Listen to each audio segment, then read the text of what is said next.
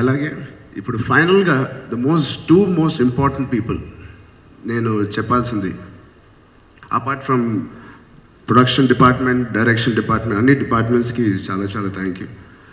But two important, cinema release అయ్యేప్పుడు వీళ్ళిద్దరిని నేను మైండ్లో పెట్టుకున్నాను. ఒకటి డెఫినెట్గా ప్రేక్షకులండి. చాలా రోజుల తర్వాత చరణ్ కొత్త సినిమాలు చేయట్లేదని విన్నప్పుడు ఈ సినిమా నా దగ్గర రావడం అనేది నేను ఒక అదృష్టంగా ఫస్ట్ ఫీల్ అయ్యాను. ఇది నిజంగా వర్కౌట్ అవుతుందా అనేది 50-50లో ఉన్నాను.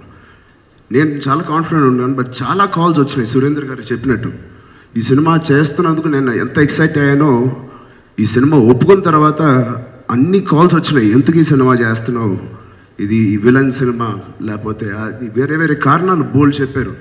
అయినా ఎందుకో మా సంకల్పం చాలా గట్టిగా ఉందేమో, సురేందర్ గారి సంకల్పం గట్టిగా ఉందేమో, మమ్మల్ని ముందుకు తీసుకెళ్ళింది ఈ సినిమా.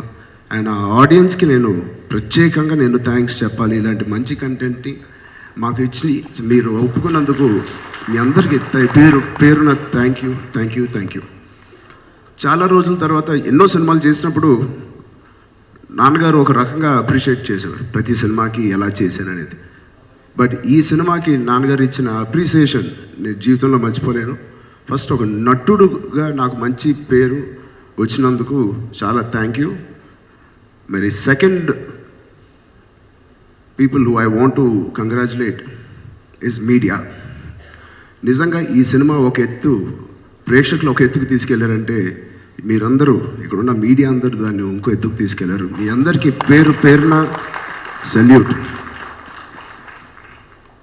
అందరూ మీడియాని ఎప్పుడు అంటూ ఉంటారు, ఎంత మంచి సినిమా చేసినా ఎలా చేసినా అసలు ఎవర్రా రేటింగ్స్ కానీ లేకపోతే బాగా మాట్లాడరు అని. ఎందుకు ఎవరు? మేము కరెక్ట్గా చేస్తే, మేము మంచి సినిమాలు వేస్తే మీకు ఏదైనా అది హ్యాబిట్టా లేదా అలవాటా? ఎందుకు ఎవరు? మీరు ఖచ్చితంగా ఇస్తారనేది మీరు నిరూపించారు. మీ అందరికీ పేరున థ్యాంక్ యూ.